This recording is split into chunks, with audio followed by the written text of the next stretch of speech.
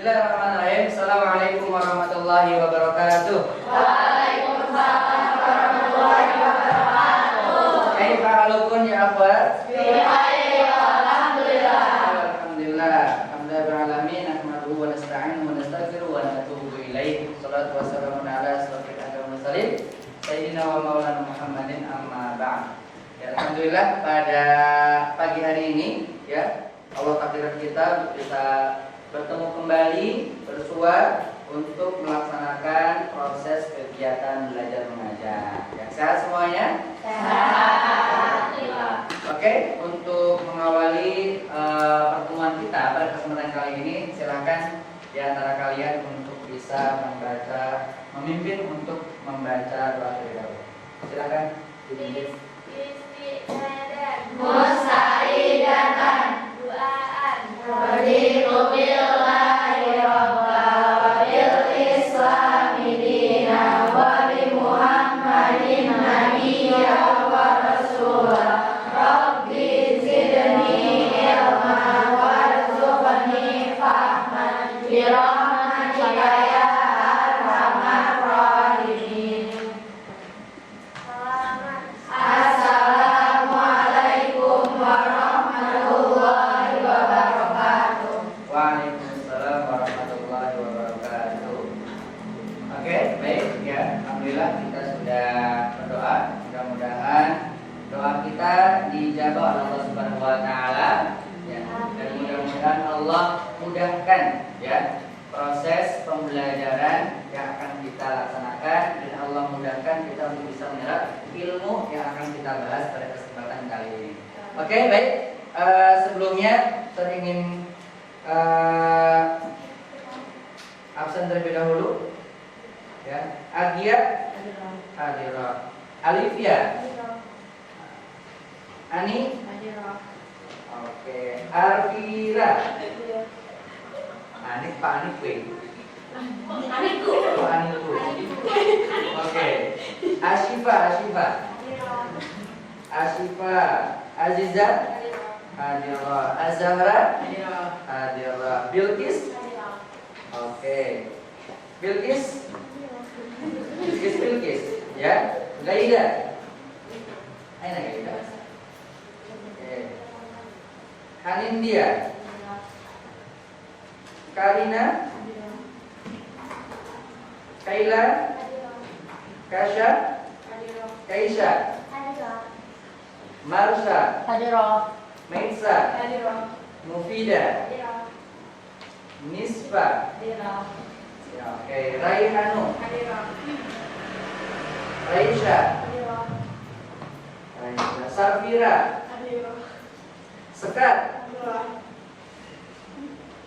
Safira, Siren, Serin, oke, Serin ya, Suci, Syaima, Tazkia. Alhamdulillah, hadir semua ya? Tidak ada yang sakit? Alhamdulillah, hadir semua. Oke, anak-anak sekalian, tentunya ketika kalian berangkat menuju dari asrama ya, anak kalian juga dari asrama, itu rumah kalian. Kalau rumah orang tua kalian jauh, ya, rumah kalian di asrama. Oke, ketika kalian berangkat dari asrama menuju ke sekolah, ya, kira-kira apa yang kalian rasakan dan apa yang kalian lihat selama perjalanan? Jalan. Ya, ada yang mau melihat gunung, apalagi? Bangunan. Hah? Melihat bangunan, kucing, Burung. Oke, apa yang kalian rasakan ketika kalian berjalan dari asrama menuju ke kelas? Capek, oke. Bahagia namanya. Kalian melihat sesuatu yang perlu kalian tolong ketika itu mungkin? Tidak? Ada sampah di bawah, kalian ambil terus potong sampah? Bersih. Alhamdulillah, sampah kita bersih ya. Mungkin melihat apa binatang yang perlu kalian tolong? Hah? Kucing yang kelaparan misalkan. Ya, oke, anak-anak sekalian. Ternyata ketika kita berangkat dari asrama menuju ke sekolah, ya, ternyata kalau kita amati ada banyak hal yang bisa kita lakukan. Betul nggak?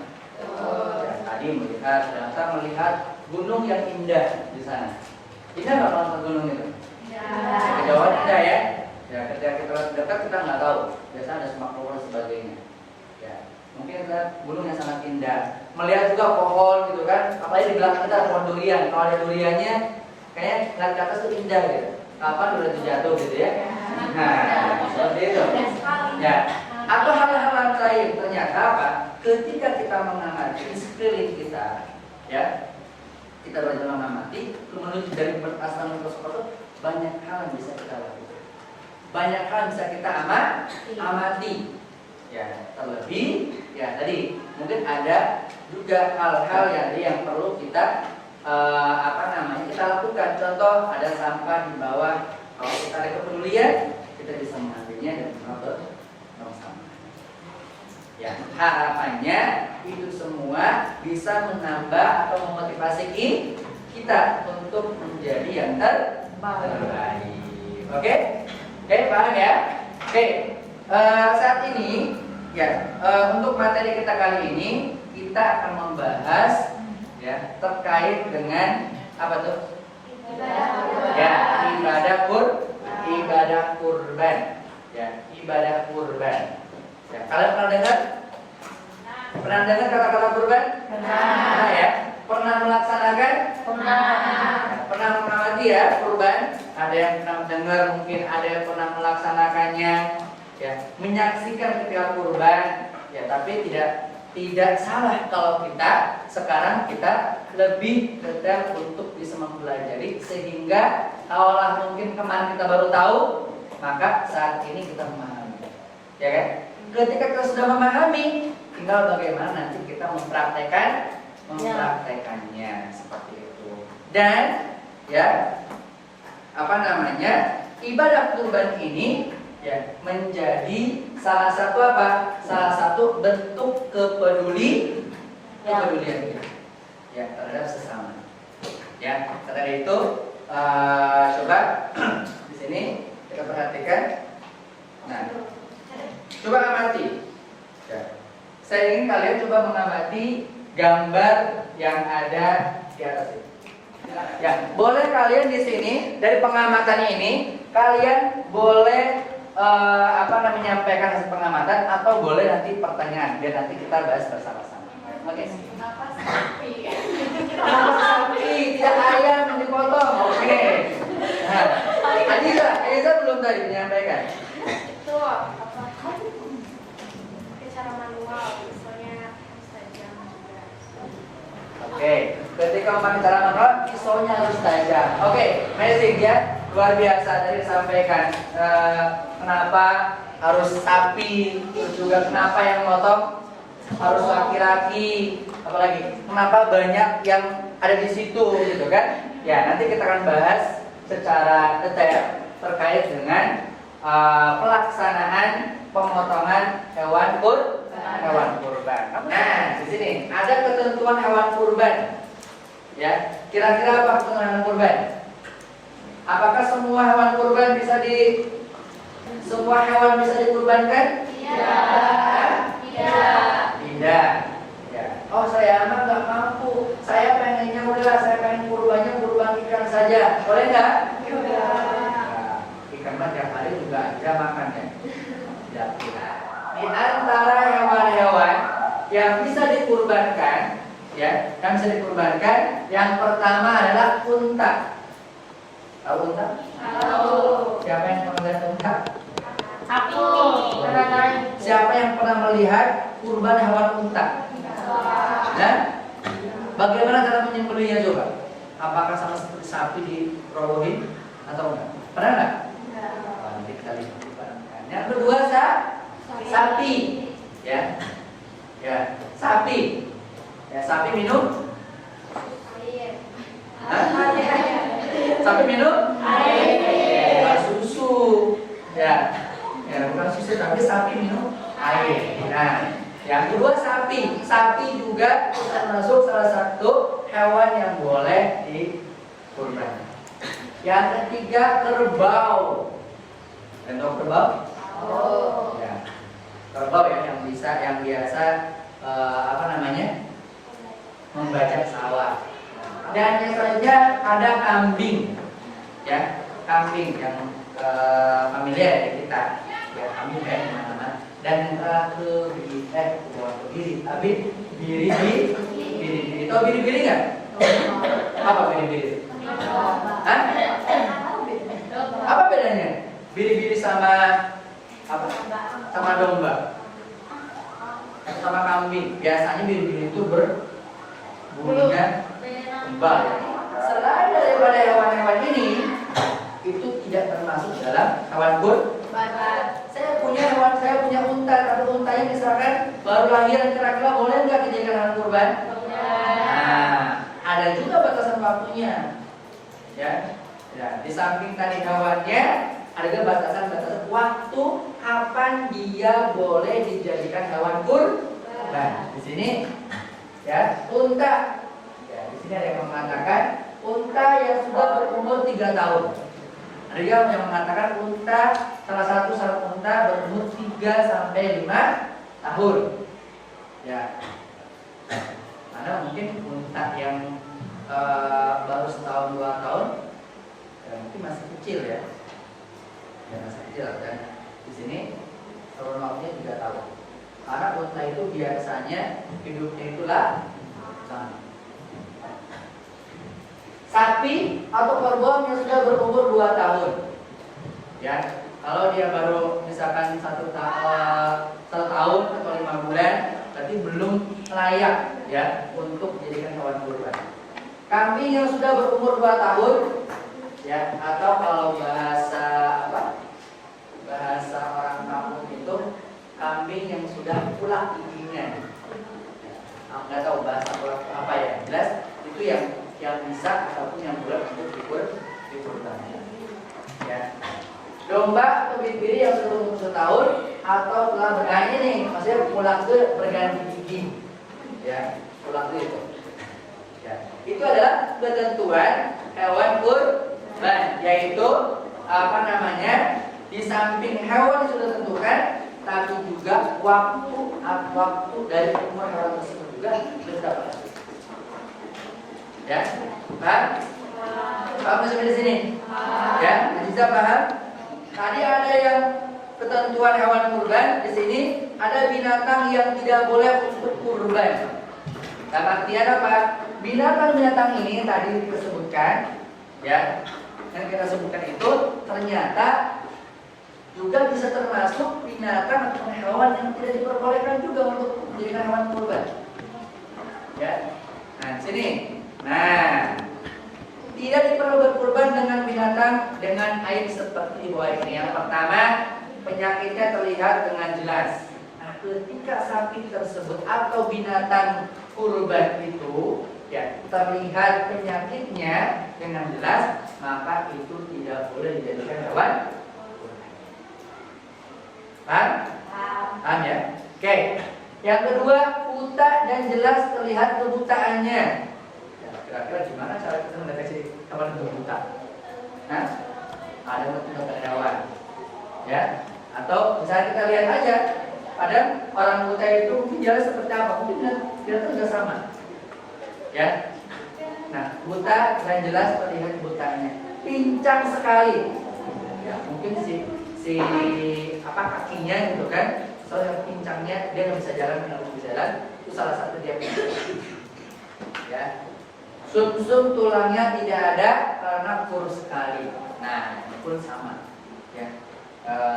Dikatakan sebagai hewan yang sakit. Inilah hewan-hewan yang awalnya hewan tersebut termasuk hewan yang diperbolehkan untuk berkurban, tapi karena pengecualian ini, ya mereka yang terjangkit dengan penyakit dan sebagainya, sehingga hewan yang tadi tidak termasuk sebagai hewan yang boleh dikurban. Nah, ya, sampai materi sekarang tadi ada pertanyaan? Paham ya? Cukup paham ya? Nah, sampai ke sehingga nanti kalian ketika prakteknya tadi, oh ternyata saya mau berkurban, saya punya hewan, ternyata boleh.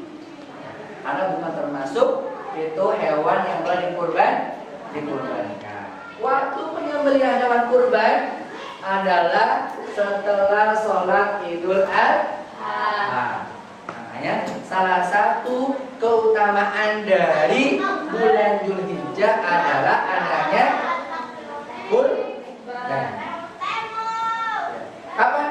Setelah sholat Idul Adha. Tanggal berapa? Tanggal 10 Dzulhijjah. Ya. Tanggal 10 Dzulhijjah. Dan apa? Dan 3 hari tasyrik. Mungkin hari pertama tanggal 10 ternyata Allah belum kasih kita rezeki. Iya kan? Sehingga kita belum bisa berkur.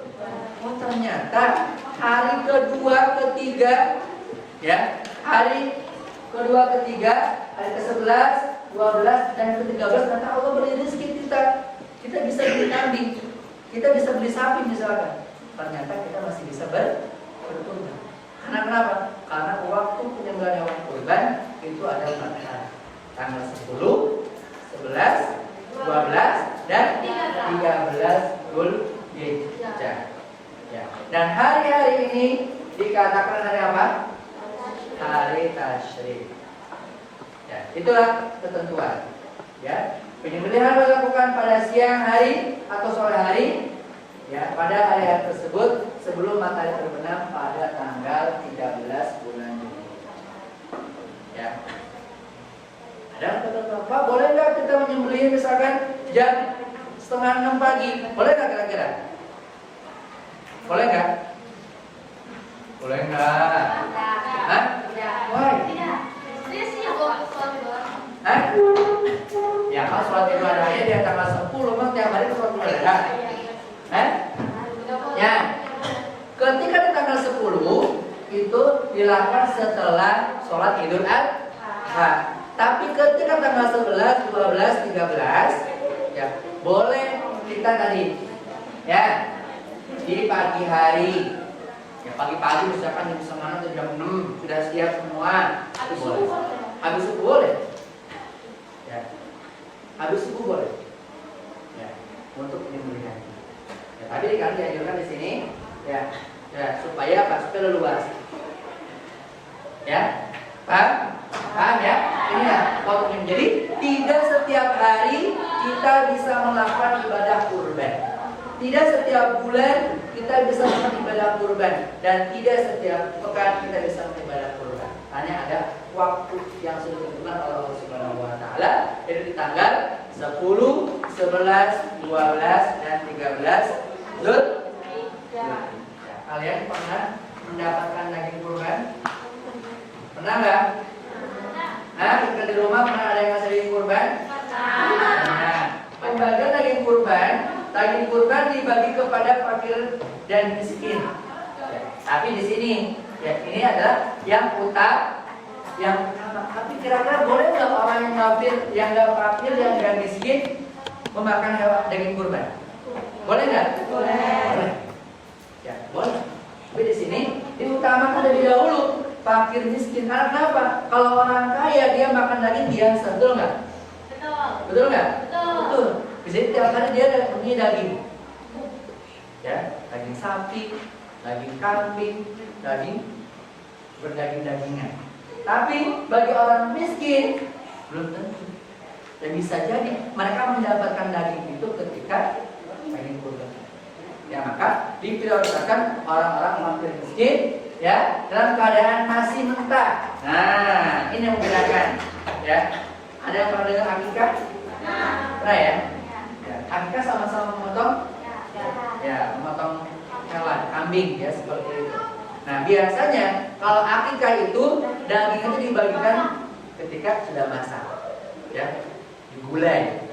Gulainya ya dikasihkan ke tetangga-tetangga atau ke kerabat-kerabatnya. Ya, itu akikah. Tapi daging kurban dibagikan dalam keadaan mentah. Ya, dalam keadaan mentah. Ya, apabila orang yang berkurban, ya mendaki. Nah, kira-kira tadi, ya kita berkurban, boleh nggak kita meminta daging kurban itu? Boleh, tapi tidak melebihi dari berapa? Sepertiga. Wah, saya mau apa? Saya misalkan kurbannya kurban sapi ke panitia, boleh dong saya minta paha atas misalnya. Karena saya mau bikin, kalau sekarang itu lagi apa namanya? Nanti saya mau bebekian dengan teman-teman misalnya. Ya, berbarbeque. Atau saya mau tulang iga, pengen tulang iga nanti dibakar. Pernah kan kalian? Pernah nggak kalian ketika ke rumah makan itu apa menunya itu apa? Iga bakar misalkan. Wah, saya mau dibakar, mau iga mau dibakar, boleh.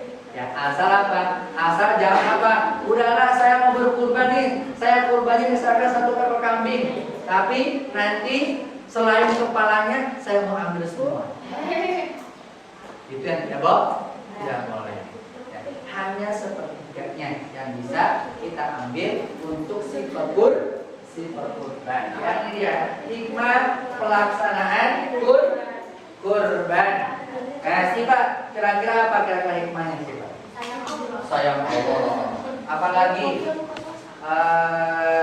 tadi siapa? Tadi saya baru ada Siva, Ajiza, Agia, Ani. Itu Pak Hanum. Apa kata Hanum? Hikmahnya Hanum. Bebas ngomong aja, nggak usah nyalain sih. Membantu tetangga. Dalam hal apa? Oh, makan lagi. Apa lagi? Ada Hanum, ada Alfira. oh, Hanum. Tunjuk Hanum. Kira-kira siapa?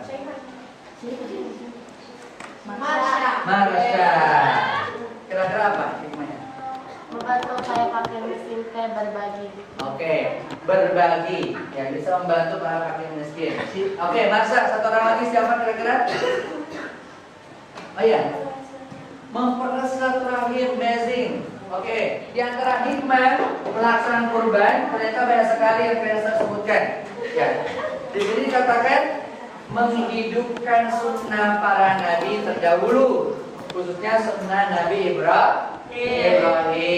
Karena awal mula ada syariat terkait ibadah kurban itu dimulai dari Nabi Ibrahim. Ya, jadi apa? Menghidupkan sunnah. Ya, nah itu sunnah itu ya tadi. Ya, dikatakan tadi awal bahwasanya hukum kurban itu bukan wajib, tapi sunnah muakkad. Yang kedua, apa kira-kira? Untuk mendekatkan diri atau taqarrub kepada Allah Subhanahu wa taala. Ya, menghidupkan mana takbir di hari Adha dan tanggal 10 hingga 13 Dzulhijjah. Tadi mendekatkan diri dan taqarrub kepada Allah. Karena kenapa? Karena itu merupakan sebuah perintah. Betul nggak? Perintah dan kurban itu, maka ketika kita melaksanakannya di situ harus ada kita hadirkan ya diri kita untuk dekat dengan Allah. Taqarrub tadi katakan sesuai dengan apa? Sesuai dengan arti daripada kurban, yaitu taqarrub. Maksudnya kurban mengajarkan kita untuk bersikap dermawan, tidak rakus dan tidak kikir. Ya, dermawan, berbagi di situ. Ya. Kenapa nggak rakus dan kikir? Tadi saya katakan bahwasanya ketentuan orang yang berkurban itu apa? Tidak semena-mena. Ya, tidak semena-mena dia bisa mengambil hewan yang dia kurbankan, tapi ada jatahnya. Berapa jatahnya di jatah untuk kurban? 1/3. Ditentukan di situ. Berapa di sini tadi untuk tidak rakus. Ya, karena sudah ada ketentuannya di sana. Seperti itu. Ya. Ini kurban mengajarkan kepada kita untuk bersikap dermawan dan tidak rakus dan tidak kikir. Selanjutnya apa lagi? Mendidik untuk peduli, ya, untuk peduli kepada sesama. Ya, tadi dikatakan kita mungkin bisa membeli daging setiap hari, Kita bisa membeli makan setiap hari, tapi belum tentu orang-orang di sekitar kita, tetangga kita, ataupun orang yang jauh dari kita, mereka bisa makan.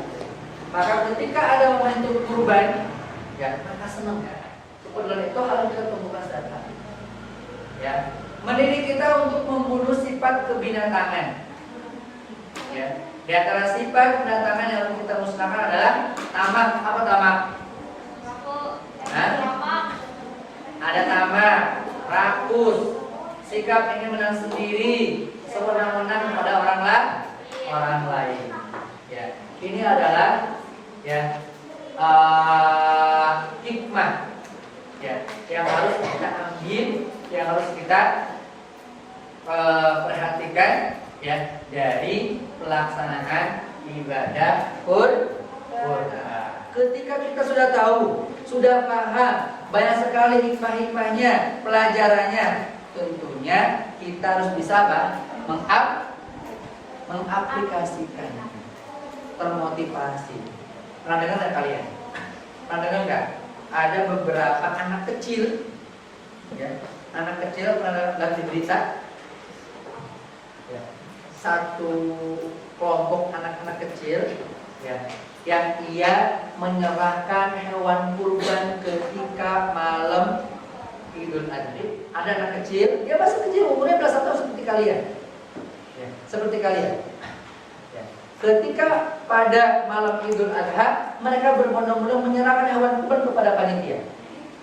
Ternyata mereka sudah mempersiapkan, mereka punya komitmen. Kata mereka ketika mungkin ya, ketika mereka kumpul, pokoknya bagaimana nanti ketika Idul Adha kita bisa berkurban dengan cara mereka menabung sesuatu, dengan cara mereka menyisihkan uang jajannya, ya. Dan ketika masuk ataupun mendekati Idul Adha, ya mereka sudah siap dengan uang yang akan mereka belikan hewan kurban. Kira-kira keren nggak? Bagus ya seperti itu. Jadi tidak mengandalkan dari orang tuanya, tapi yang tadi. Maka hadirkan dalam diri kita, kalian, ya, rasa seperti itu sehingga ketika kita tahu keutamaan, ya, dari ibadah kurban ini, kita memiliki motivasi untuk bisa berkurban. Sehingga apa? Sehingga nanti ketika kita bisa berkurban, maka kita mendapatkan banyak hal ya dari ibadah kurban yang kita lakukan. Mudah-mudahan ya kalian bisa mengambil manfaat, ya, mengambil hikmah dari pelajaran tadi, ya, dan mudah-mudahan tadi bisa mengaplikasikan dan tadi kalian mampu, Allah mampukan kita untuk apa? Untuk melaksanakan ibadah kurban. Ya, oke. Kalau tidak ada pertanyaan, kita cukupkan sekian. Terima kasih atas segala perhatiannya.